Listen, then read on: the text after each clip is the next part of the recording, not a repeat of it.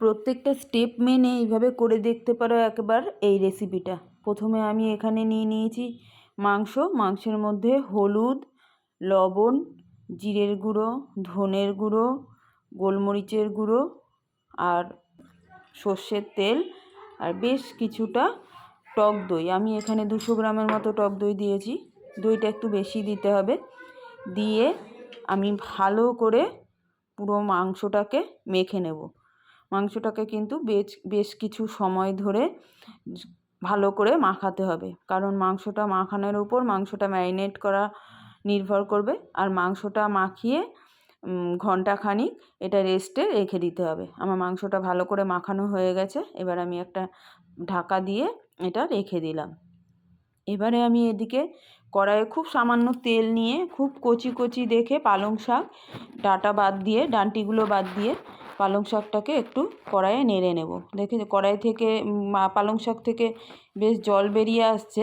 এই যে অনেকটা জল বেরিয়ে গেছে, কিন্তু এই জলটা শুকানো অবধি অপেক্ষা করতে হবে।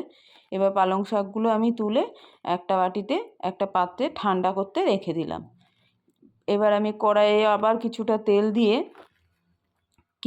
দুটো পেঁয়াজ, 3টে টমেটো, রসুন আর আদা নিয়ে এটাকে একটু লবণ আর একটু জল দিয়ে ঢাকা দিয়ে সেদ্ধ করে নেব। এটা কিন্তু ভাজা নয়, সেদ্ধ করে নিতে হবে। সেজন্যই জলটা দেওয়া। জলটা না দিলে ভাজা হয়ে যাবে। এই যে সেদ্ধ হয়ে গেছে। আমি পরে এর মধ্যে স্বাদ মতো শুকনো লঙ্কা দিয়ে দিয়েছিলাম। এই যে আমার এই মশলাটা হয়ে গেছে। এবার এটাকে তুলে আমি ঠান্ডা করতে দিলাম। এবার এই কড়াইয়ে আমি আবার কিছুটা তেল দিয়ে দিলাম।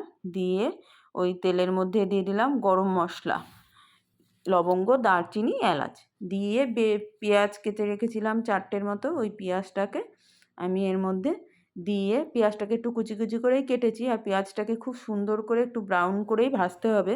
পেঁয়াজ ভাজার উপরে স্বাদটা অনেকটা ডিপেন্ড করে। পেঁয়াজটা ভাজা হয়ে গেলে আমি পুরো মাংসটা যে মেখে রেখেছিলাম ওটা দিয়ে দিলাম। মাংসটার থেকে দেখেছেন কতটা জল বেরিয়েছে?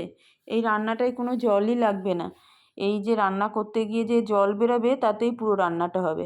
আর এই যে মাংসটার মধ্যে এবার আমি একটু নেড়ে চেড়ে যেই মশলাটা করে রেখেছিলাম ওটার পেস্ট করে নিয়ে ওটাকে দিয়ে দিলাম। আর দিয়ে দিলাম স্বাদ মতো লবণ আর হলুদ আর লবণ তো আমি আগে মাংসের মধ্যে দিয়েইছি, তো সেটা বুঝেই দিলাম। এবার এই মাংসটাকে ফুল আঁচেই রেখে আস্তে আস্তে নেড়ে নেড়ে কষাতে হবে। এখানে কিন্তু ঢাকা দেওয়া যাবে না। ঢাকা দিলে পরে আরও অত্যাধিক পরিমাণ জল বেরিয়ে মাংস একদম গলে ভেঙে যাবে। একটু আমি ঢাকা দিয়েছি এই কারণেই, কারণ খুব ফুটছিল, গায়ে ছিটাচ্ছিল, তার জন্য আমি একটু ঢাকা দিয়েছি। এটা ঢাকা দিয়ে রান্না করা যাবে না, কিন্তু একটু আড়াল করে নিচ্ছি যাতে আমার গায়ে না ছেটে। এই যে খুব ফুটছে তো, তার জন্য।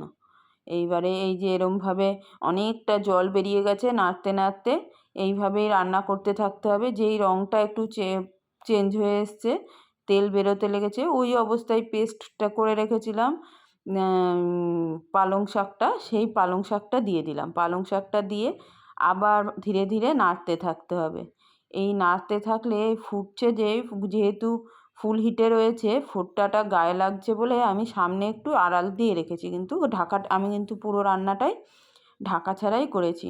আস্তে আস্তে দেখুন মাংসের কালারটা সবুজ হতে লেগেছে। আর কালারটা এত সুন্দর আসবে, এই যে যখন কালারটা এরকম ডিপ হয়ে আসবে তখন এই অবস্থায় দিয়ে দিতে হবে কিছুটা বাটার আর সামান্য চিনি আর